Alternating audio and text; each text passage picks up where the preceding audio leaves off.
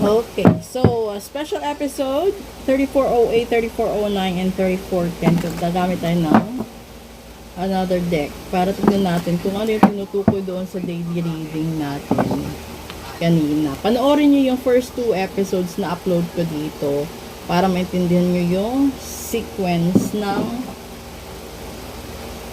ano natin, reading. General reading po ito and kayo na bahala kapag naka-resonate kayo. Pag hindi, mag-book kayo ng full private reading ninyo para naman maintindihan nyo kung ano yung meron sa sarili ninyo lang. Una, stress. Stress. Pangalawa, nightmare. Hala? And pangatlo, overload. Hala, grabe. Magkakulay pa silang tatlo. Tignan nyo Ito naman talaga totoo.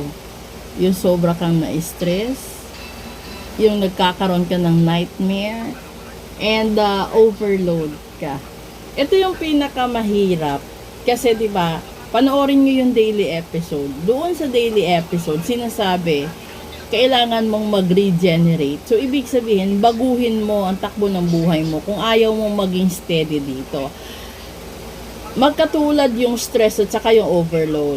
Ibig sabihin, may mga sitwasyon sa buhay mo na pilit mong kinakaya kahit hindi na talaga. Pilit mong ginagawan ng solusyon kahit hindi na talaga kayang gawan ng solusyon. Nasa gitna yung nightmare.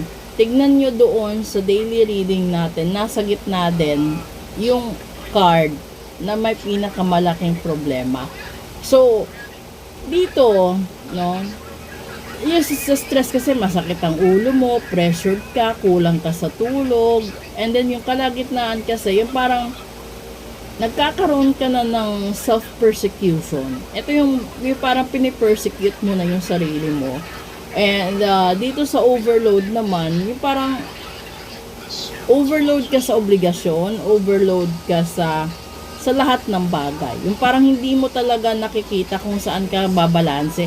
Panoorin nyo din yung first card yung first episode natin doon sa healthy reading. Kasi lumalabas doon temperance. Bakit? You regain your balance. Dito talaga nagkakaroon. Hindi mo nare-regain yung composure mo.